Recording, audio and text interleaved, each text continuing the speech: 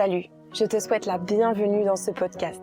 Je suis Laetitia Baccara, fondatrice du programme de souplesse Elastic Academy.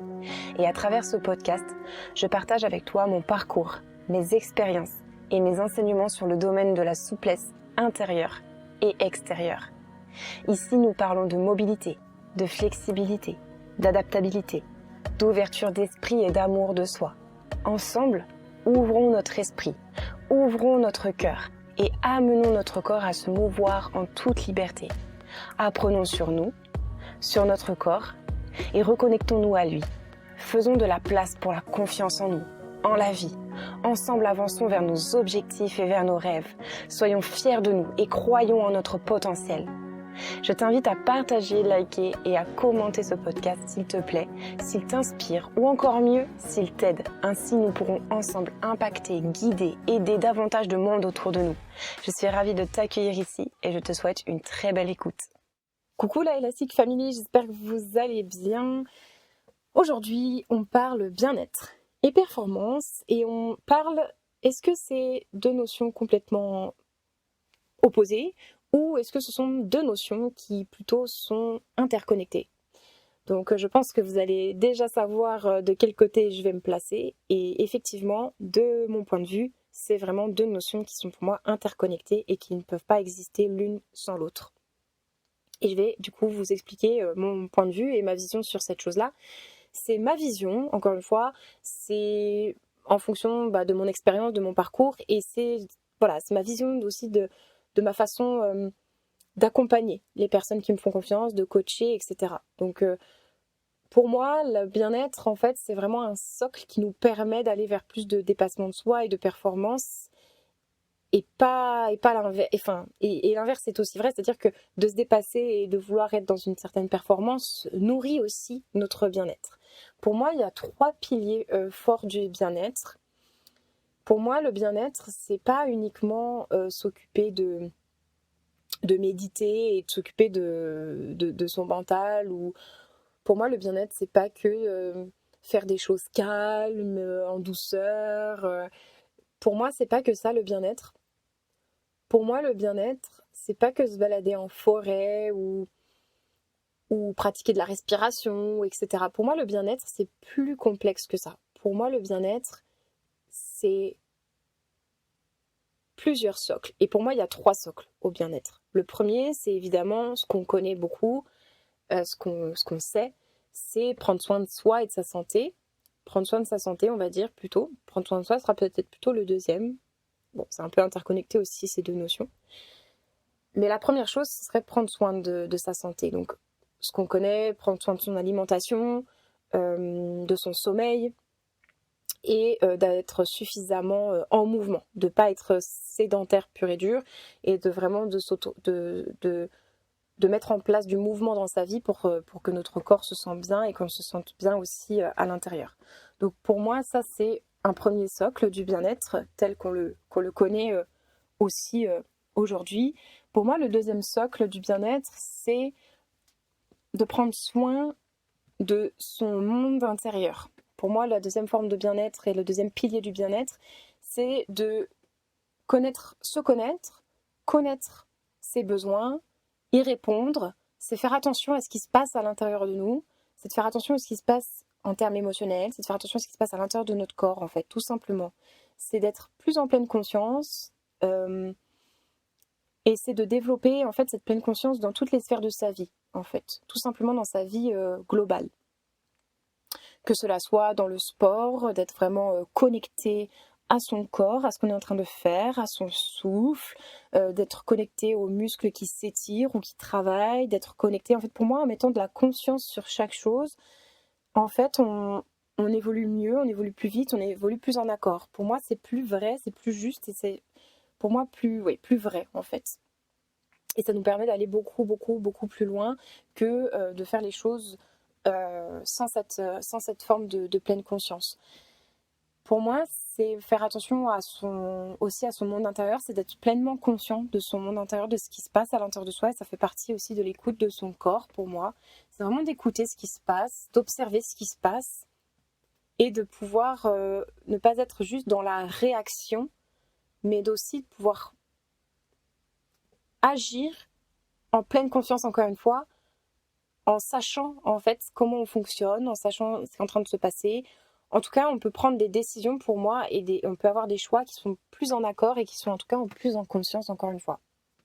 Pour moi, prendre soin de son monde intérieur, ça fait vraiment partie maintenant d'un pilier du bien-être. Sans celui-ci, et c'est celui-ci qui m'a fait défaut pendant longtemps et qui m'a mené au burn-out, c'est d'avoir complètement pas conscience de ce pilier-là, en fait. Donc c'est vraiment un pilier pour moi qui est hyper important et qui est un petit peu négligé de nos jours, je dirais. Je trouve que c'est peut-être un peu négligé, en tout cas moi c'est tel que je le ressens. Je sais pas vous de votre côté, mais moi je le ressens comme tel. C'est que pour moi on m'a pas appris à le faire et du coup je l'ai complètement négligé. C'est presque comme si j'en avais même pas conscience en fait, et en fait ça m'a fait énormément défaut. Et aujourd'hui en renouant avec ce pilier-là, je trouve que je vais beaucoup mieux en fait. J'ai un meilleur bien-être et du coup tout peut s'articuler au mieux avec l'alimentation, le sommeil et du coup la gestion non parce que c'est pas du contrôle de son monde intérieur, c'est plus de l'observation de la pleine conscience pour moi, de s'observer et d'écouter en fait, d'entendre, de voir son monde intérieur.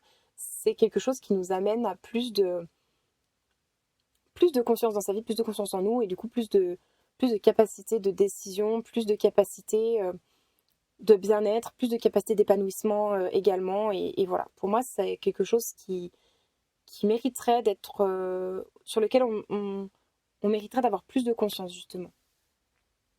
Le troisième pilier pour moi aussi, c'est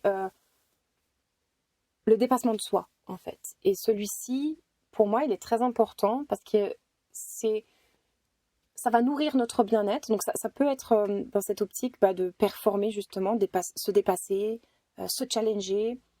Et en fait tout ça, ça amène quoi? Ça amène d'être fier de soi, ça amène de découvrir ce dont on est capable, ça amène à, comme on dit, à s'empouvoirer, à vraiment à s'empuissancer aussi. Donc on développe une certaine puissance, un empouvoirment. En fait on se sent en plein pouvoir, on se sent libre, ça nous épanouit, ça nous permet de nous sentir...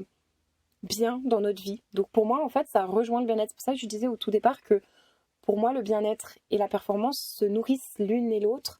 Et en fait, ça peut pas être purement performance, ça peut pas être purement je me dépasse sans faire attention au reste. Et pour moi, on peut pas s'épanouir pleinement sans avoir ce petit côté où on sort de sa zone de confort, on se challenge, on va découvrir des nouvelles choses, on s'empuissance, on développe un empouvoirment.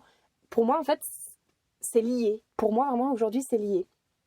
Et j'ai exploré pendant longtemps qu'une forme et pendant un autre temps que l'autre forme. Et aujourd'hui, j'apprends à renouer avec les deux. Et j'apprends vraiment à me dire, ok, c'est vraiment les deux ensemble qui permettent d'avoir encore une fois cette forme peut-être d'équilibre et cette forme d'harmonie, de synergie et qui nous permettent vraiment de faire des choses incroyables et surtout de se sentir vraiment bien en fait à l'intérieur de nous. Capable, fier et de développer un certain amour de soi aussi. Parce qu'on peut être fier de soi, mais pas forcément s'aimer. On peut s'aimer, mais pas forcément être fier de soi. Donc c'est un petit peu ça que j'ai exploré avec le temps et qui je trouve est extrêmement intéressant, c'est d'aller chercher cette harmonie en nous en fait et de pouvoir être dans un bien-être complet et en même temps de pouvoir se sentir avancé, performer, voilà, encore dans cet état d'esprit d'empuissancement et d'empouvoirment. Je pense que c'est quelque chose qui mériterait d'être peut-être plus amené de cette façon-là, plutôt que de toujours vouloir uniquement le paraître, uniquement la chose qui se voit, uniquement le challenge, uniquement la performance. Parce que quand on n'est que là-dedans, on oublie en fait l'humain qu'il y a derrière. On oublie que on n'est pas que ça en fait. On n'est pas que à devoir être toujours plus productif, toujours meilleur. On n'est pas que ça, on est humain aussi. On est humain, on a besoin d'amour, on a besoin d'être bien, on a besoin parfois d'être plus dans la lenteur. Et en fait, on a le droit de s'autoriser ça aussi. On a le droit de s'autoriser d'être à la fois dans le challenge, le dépassement, et à la fois dans la lenteur. Et je prends et je fais rien et je prends du temps pour moi. Et ça, c'est deux choses pour moi qui étaient complètement opposées avant. Pour moi, ça, c'était, c'était pas pour moi, c'était pas deux choses qu'on pouvait avoir ensemble.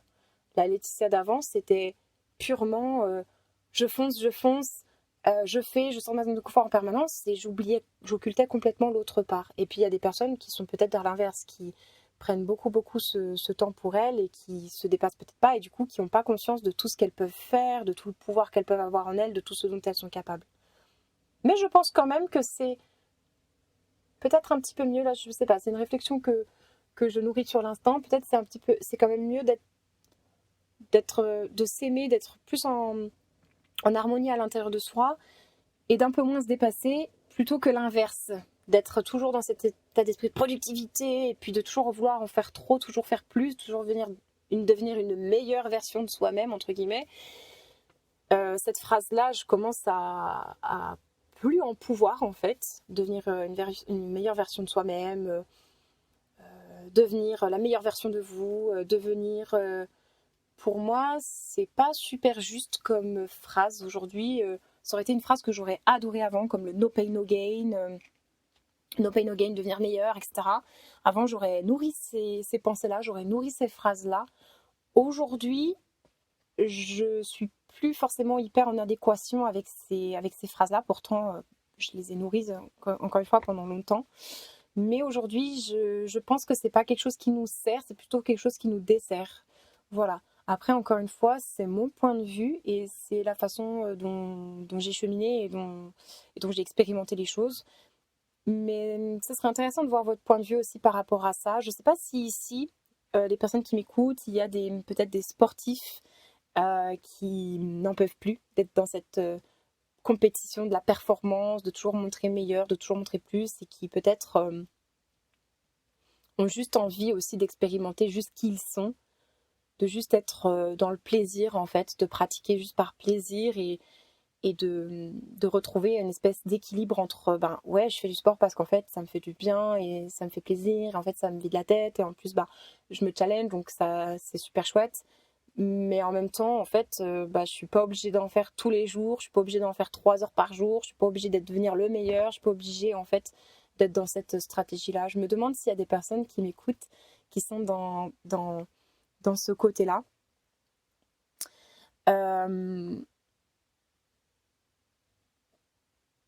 Ouais, voilà, je pense que je vais m'arrêter là. Je pense que j'ai développé la notion.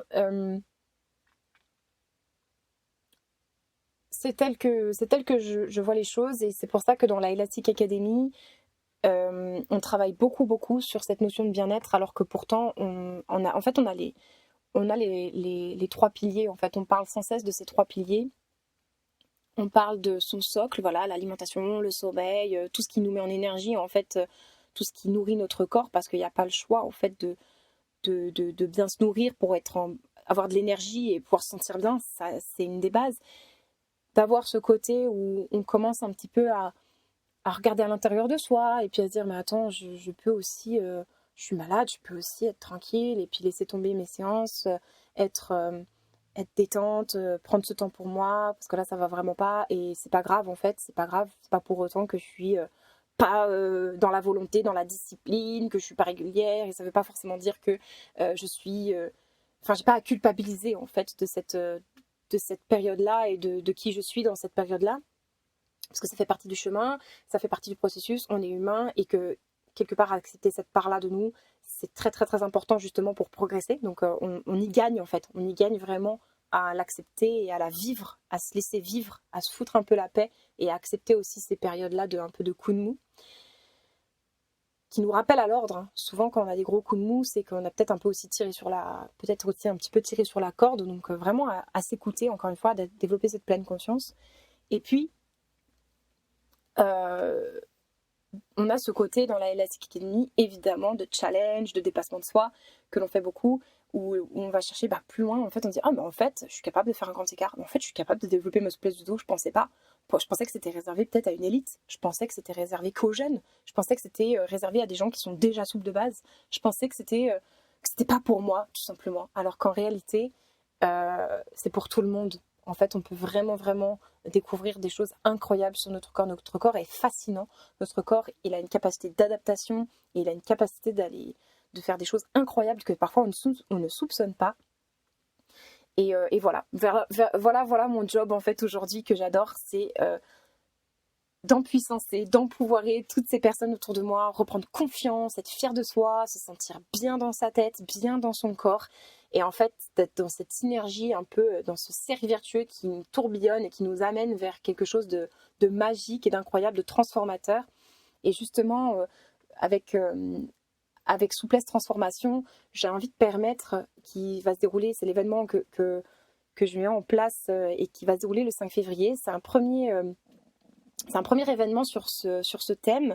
Et en fait, j'ai vraiment voulu aider les personnes qui se sentent un petit peu dans ce trop-plein en fait, d'émotions ou ce trop-plein peut-être de stress, qui s'emmagasinent dans le corps, qui ont des tensions, des blocages, à se libérer, à libérer ça, à écouter peut-être un peu plus aussi son corps, à être un peu plus en pleine conscience et savoir un peu les techniques qui permettent de libérer tout ça pour ensuite avoir une partie aussi dans Souplesse Transformatrice où on va travailler beaucoup sur l'assouplissement actif, où on va venir activer nos capacités, nos potentiels et on va se découvrir, on va se révéler, on va découvrir qu'en fait, on est capable de grandes choses, qu'en fait, on soupçonnait peut-être même pas.